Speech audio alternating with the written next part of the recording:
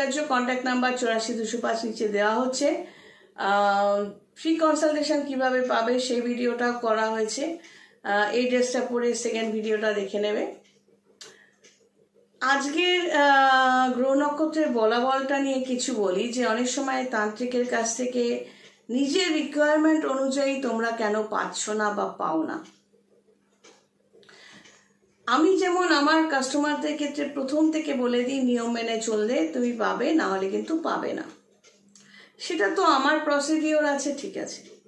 একটা জিনিস বুঝতে হবে, আমরা আমাদের যে 12টা ঘরকে ধরা হয়, 12টা ঘর মানে কিন্তু প্রচুর কানেকশন।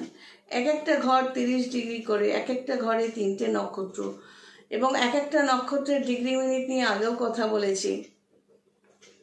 যেমন ধরো মেষ রাশি, মেষ, তুমি যদি গুগলে সার্চ করো এরিস কনস্টেলেশন মানে মেষ নক্ষত্রপুঞ্জ, দেখবে ওটা পাবে, তার ছবিও পাবে। এবার মেষ রাশি বলতে মেষ ঘরটাকে যে বোঝানো হচ্ছে, সেখানে 1 নম্বর নক্ষত্র হচ্ছে অশ্বিনী নক্ষত্র, যার যে পাচ্ছে ওই 30 ডিগ্রির মধ্যে 13 ডিগ্রি 20 মিনিট। 2 নম্বর হচ্ছে ভরণী নক্ষত্র, যে পাচ্ছে 13 ডিগ্রি 20 মিনিট। কিন্তু কোন 13 ডিগ্রি 20 মিনিট? মানে প্রথম 13 ডিগ্রি 20 মিনিটের মধ্যে যে নক্ষত্র আসছে সেটা হচ্ছে 1, কিন্তু যখনই 13 ডিগ্রি 21 মিনিট হয়ে যাচ্ছে তখন হয়ে যাচ্ছে, লিখতে হচ্ছে আমাদের 2। তাহলে 13 ডিগ্রি 20, 13 ডিগ্রি 20 বেরিয়ে গেল, হয়ে গেল 26 ডিগ্রি 40 মিনিট। 30 ডিগ্রি থেকে 26 ডিগ্রি 40 মিনিট বাদ গেলে কত হয়? 3 ডিগ্রি 20 মিনিট। ওই 3 ডিগ্রি 20 মিনিট পাচ্ছে কৃত্তিকা, 3 নম্বর নক্ষত্র। 3 নম্বর নক্ষত্র কিন্তু আমাদের নিয়ম অনুযায়ী, জ্যোতিষশাস্ত্রের নিয়ম অনুযায়ী প্রত্যেকটা নক্ষত্র 13 ডিগ্রি 20 মিনিট পাবে। তাহলে কৃত্তিকা বাকি 10 ডিগ্রি পাবে বৃষতে। এই জন্য কৃত্তিকা মেষেও আছে, কৃত্তিকা বৃষতেও আছে। এবারে প্রত্যেকটা ঘর, 10ম ঘর হলো আমাদের কর্মস্থান। এই জন্মের কর্মটা কি করব।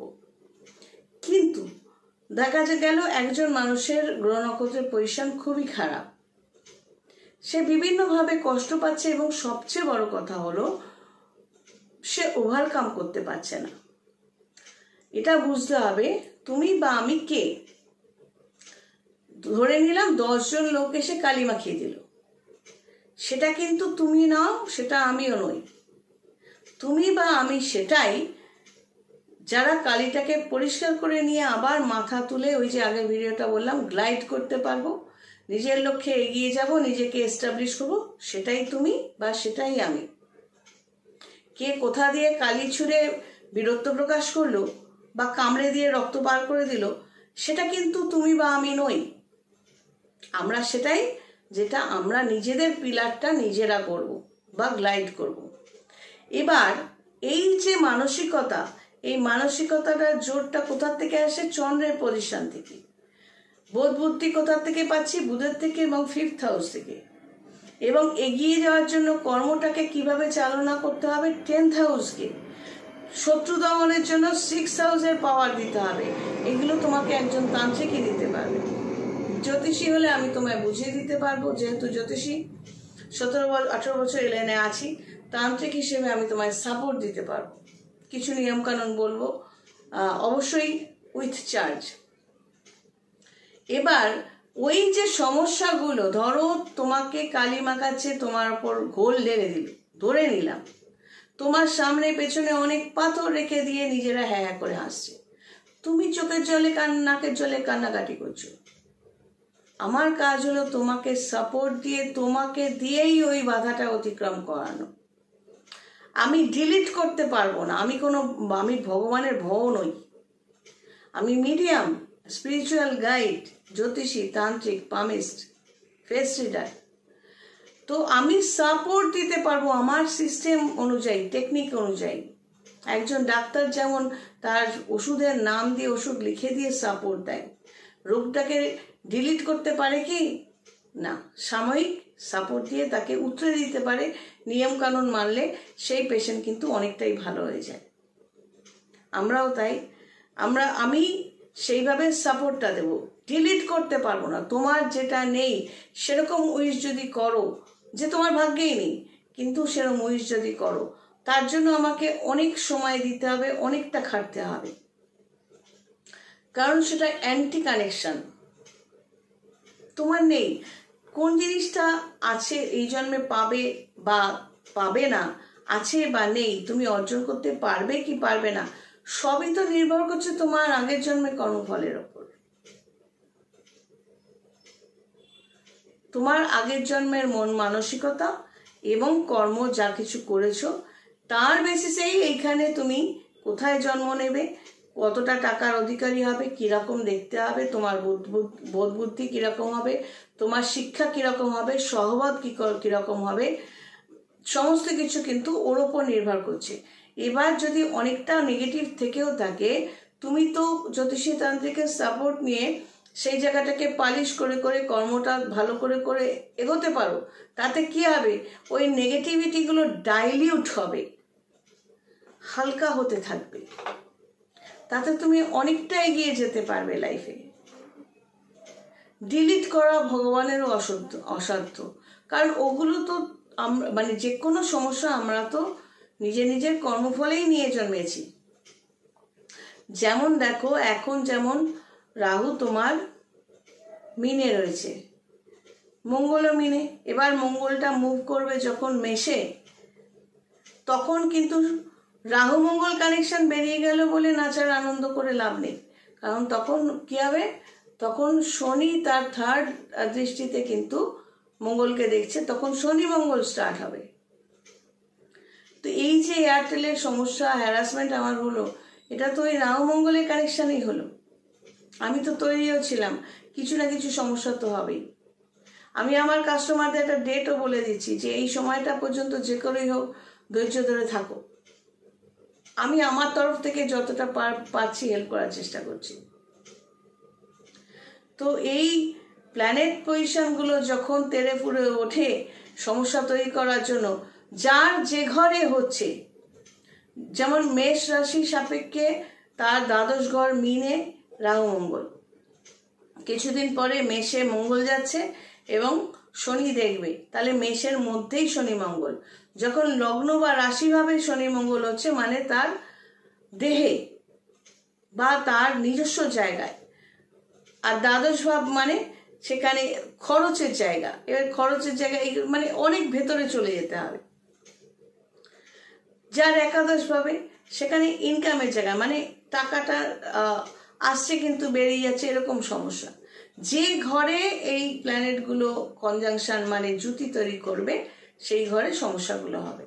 এবার ধরো কারো মানে এই গোচর ফল নিয়ে আগেও বলেছি, কয়েকটা ভিডিওতে পেয়েই যাবে, গ্রহ নক্ষত্রগুলো যে মুভ করছে, এবার তোমার জন্মছকে দেখা গেল বৃহস্পতির পজিশন একেবারেই ভালো নেই। তো বৃহস্পতি যদি বর্তমানে গোচর ফলে তোমার একাদশে যায়, তুমি কি করে আশা করবে যে তোমাকে অনেক টাকা সে দেবে, সে তুমি যতই জুয়া খেলো লটারি খেলো। তোমার জন্মছকে ভগবান তো স্ট্যাম্প মেরেই পাঠিয়েছে যে বৃহস্পতি তোমার ভালো না, তাই সে একাদশ ঘরে গেলেও তুমি 100% আশা করবে না, তুমি 10% আশা করবে। এবার ধরা যাক বৃহস্পতি তোমার ছকে খুব ভালো, এবার গোচর ফলে বৃহস্পতি একাদশ ভাবে গেল, সেখানেও তুমি 100% আশা করবে না, সেখানেও কাউন্ট হবে তুমি এতদিন কর্মটা কি করেছো, কারণ তোমার কর্মের বিচারটা তো শনি জাজ করছে, শনির পজিশনটা দেখতে হবে। ইনফ্যাক্ট 100% কেউই পায় না, ভালো থাকলেও পায় না, খারাপ থাকলে তো আরও পায় না। 50% যাদের থাকে, ধরো বৃহস্পতিটা জন্মছকে 50-50 ভালো মন্দ মিলিয়ে, সেও 100% পাবে না। কর্ম সব ভালো সেই জন্য সে 100% পাবে, কোনোদিন হয় না। কর্ম কোনোদিন ভালো হয় না, সব ভালো কর্ম কোনোদিন হয় না, অসম্ভব ব্যাপার। আমরা কোনো না কোনোভাবে কিছু না কিছু মেজাজ করে ফেলা, একটু ধুম করে রাফ কথা বলা, এটাও কর্মটা খারাপ করছি। তুমি হয়তো 10টা গালাগালি দিলে, আমি একটা গালাগালি দিয়েই ফেললাম, কর্মটা খারাপ করলাম। তোমার ভাই বা যদি খারাপ হয়, তুমি যদি বাজে টাইপের মানুষ হও, তোমার মধ্যে নোংরা হিংসে আক্রোশ ভর্তি থাকে, তুমি কুটকাচালি করো, এবার আমি তোমার সাথে অ্যাটাচড আছি, আমি কোনো না কোনোভাবে করবো না করেও কোনো না ভাবে দেখা গেল একটা সমালোচনা করেই ফেললাম, একটা খারাপ কথা বলেই ফেললাম, অর্থাৎ কর্ম কোনো না কোনোভাবে খারাপ হয়েই যাবে। এটা কোনো ট্রিক্স নেই, এইভাবেই আমরা চলে এসছি, চলছি, আর এভাবেই চলতে থাকবো।